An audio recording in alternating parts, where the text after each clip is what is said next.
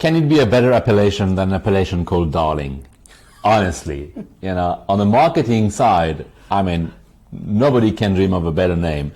However, Darling got much more to offer than just a marketing trick. It's actually a traditional growing region of South Africa.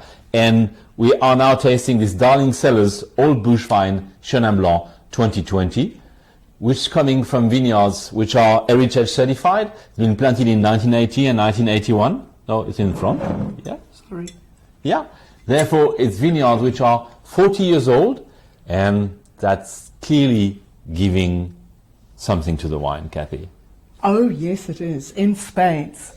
So we have in front of us really quite a deep hue already, but I think that that's coming maybe a little bit from the bottle age and most definitely from the oak barrels that this wine is being matured in. But what you're getting from the old vines is a real intensity.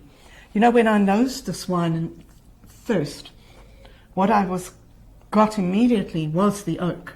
I picked up a lot of oak there, but that is now a thing of the past. It's gone. What I am getting is real intense Chenin fruit. And this, I think, is a Chenin character you do not get in the Loire anywhere. It's really intense, peachy fruit. White peaches, fresh white peaches, dried white peaches. There's a little bit of macaque boss and acacia thorn tree kind of element coming through there as a top note of dustiness. And that intensity persists from the nose onto the palate.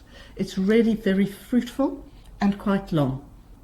And it would be, for some people trying to find classic markers of Chenin Blanc, let's say we want to find green apple or apple in Chenin Blanc, that would be very difficult on that wine, huh?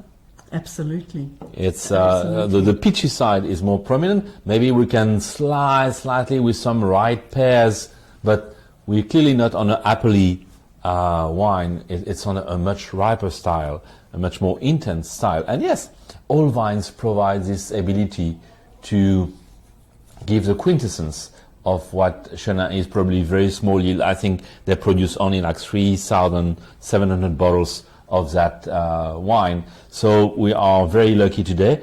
It's a Chenin Blanc that probably has been made in bush vine, unirrigated, therefore fairly low yields. We have an acidity which is not massive, an alcohol at 14, just a touch of 2.8 grams of sugar, which doesn't make it noticeable, but just probably that's what the wine naturally stopped fermenting for being such an intense must from the grapes when they've been pressed.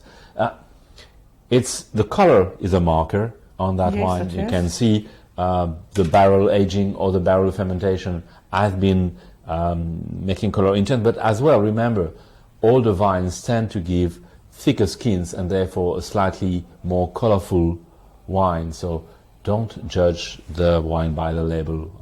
On the other hand, we say, no, just read the label for everything you drink. But here, you might have a very unusual Chenin Blanc. Unusual in the sense, not that what Chenin Blanc should not be like that, but what we are used to Chenin Blanc. It's a riper, peachier fruit. Absolutely. Definitely. Absolutely. And I think the other marker for this is the intensity of that fruit. This is massive wine. This is by far the most intense white wine we've tasted in our lineup so far. So really look out for that. So if you got a big one, it's got this clear peach aroma with this hint of vanilla coming from the oak. Darling Cellar, Old Bush Vine, Chenin Blanc 2020.